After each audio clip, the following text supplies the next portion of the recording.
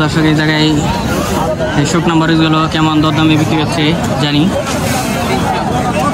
বড় ভাই মরিচের দাম কি?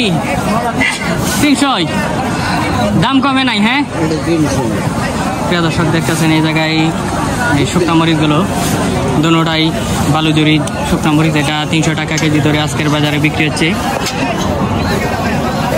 বড় ভাই ধনিয়া কত আজকের বাজারে? এটা 200 থেকে 220 টাকা কেজি ধরে বিক্রি করতেছে। মরিচ এটা কত? গুড়া মরিচ 280 থেকে 300 টাকার ভিতরে। আর হলুদ 320 টাকা কেজি ধরে বিক্রি করতেছেন। ঠিক আছে বড় ভাই।